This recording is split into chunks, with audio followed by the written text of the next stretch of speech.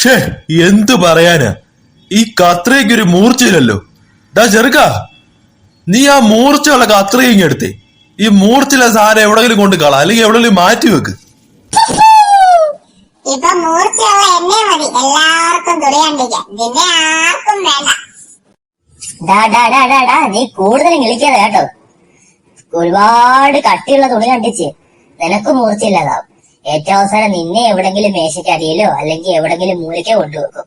അപ്പൊ നീ ഇതുപോലെ പഠിക്കും. നീ എഡ്വേർഡ് സിസർഹാൻഡ് സിനിമയിലെ ജോണി ഡെപ്പ് ഒന്നും അല്ലല്ലോ. എഡ്വേർഡ് സിസർഹാൻഡോ? അതെന്തുവാ, സിനിമയാണോ? ഞാൻ ഇതുവരെ കണ്ടിട്ടേ ഇല്ലല്ലോ. അപ്പോ ജോണി ഡെപ്പിന്റെ ആ സിനിമ നീ കണ്ടില്ലയോ? ഞാൻ പറഞ്ഞുതരാം, വിഷമിക്കണ്ട.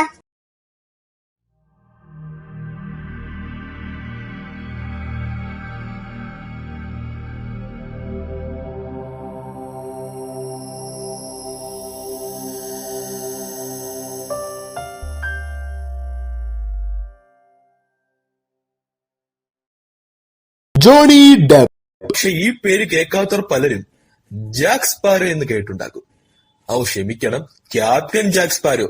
അതെ, പൈറേറ്റ്സ് ഓഫ് ദി കരീബിയൻ സിനിമകളിലൂടെ എങ്ങും മലയാളികൾക്കിടയിലും വലിയൊരു ഫാൻ ബേസ് ഉണ്ടാക്കിയ ലോക സിനിമയിലെ അതുല്യ കലാകാരൻ ജോണി ഡെപ്പ്. 1963 ജൂൺ 9 USA കെന്റക്കിയിൽ നീൽ വെൽസിന്റെയും ജോൺ ക്രിസ്റ്റഫർ ഡെപ്പിന്റെയും 4 മക്കളിൽ ഇളയവനായാണ് ജോണി ഡെപ്പ് ജനിച്ചത്. സിനിമയിലേക്ക് വരുന്നതിന് മുമ്പ് നിരവധി അമച്വർ റോക്ക് ബാൻഡുകളിൽ സംഗീതജ്ഞനായാണ് അദ്ദേഹം തന്റെ കരിയർ ആരംഭിച്ചത്. നടി ആംബർ ഹേർഡ് ആണ് അദ്ദേഹത്തിന്റെ രണ്ടാമത്തെ ഭാര്യ. ആംബർ ഹേർഡുമായുള്ള വിവാഹമോചനമൊക്കെ ഒരു വലിയ വാർത്ത തന്നെയായിരുന്നു. ജോണി ഡെപ്പിന്റെ പല സിനിമകൾ പരിശോധിച്ചാലും വ്യത്യസ്ത കഥാപാത്രങ്ങളാണ് അദ്ദേഹം ചെയ്തിട്ടുള്ളത്. ഇതുകൊണ്ട് തന്നെ ലോക സിനിമയിൽ ജോണി ഡെപ്പിന് തന്റേതായ ഒരു സ്ഥാനം നേടിയെടുക്കാൻ സാധിച്ചിട്ടുണ്ട്. സംവിധായകൻ ടിം ബർട്ടണുമായി ഇദ്ദേഹം ധാരാളം സിനിമകളിൽ സഹകരിച്ചിട്ടുണ്ട്. ജോണി ഡെപ്പിന്റെ പല സിനിമകളും ലോകമെമ്പാടും $8 ബില്യൺ നേടിയിട്ടുണ്ട്. ഈ കാരണങ്ങളെ കൊണ്ട് തന്നെ ഹോളിവുഡിലെ ഏറ്റവും വലിയ താരമൂല്യമുള്ള നടന്മാരിൽ ഒരാളാണ് Johnny Depp. Once upon a time in Mexico, A Nightmare on Elm Street, What's Eating Gilbert Grape, Donnie Brasco, Sleepy Hollow, Charlie and the Chocolate Factory, Sweeney Todd the Demon, Alice in Wonderland കൂടാതെ pirates of the Caribbean സീരീസിലെ സിനിമകളൊക്കെയാണ് അദ്ദേഹത്തിന്റെ പ്രധാനപ്പെട്ട സിനിമകൾ. Caroline Thomson തിരക്കഥ എഴുതി 1990 Johnny ഡെപ്പിനെ നായകനാക്കി Tim Burton എന്ന ലോക സിനിമയിലെ ഏറ്റവും വലിയ ഡയറക്ടർ സംവിധാനം ചെയ്ത് 1990 ഡിസംബർ 6 പുറത്തു വന്ന സിനിമയാണ് എഡ്വേർഡ് സിസർഹാൻഡ്സ്. ഇതിൽ സിനിമയിലെ നായക കഥാപാത്രമായ കിമ്മിനെ അവതരിപ്പിക്കുന്നത് വിനോന റൈഡർ ആണ്. Dianne Wiest, Anthony Michael Hall, Kathy Baker, Vincent Price, Alan Arkin തുടങ്ങിയവർ ചിത്രത്തിലെ മറ്റു പ്രധാന കഥാപാത്രങ്ങളെ അവതരിപ്പിക്കുന്നു.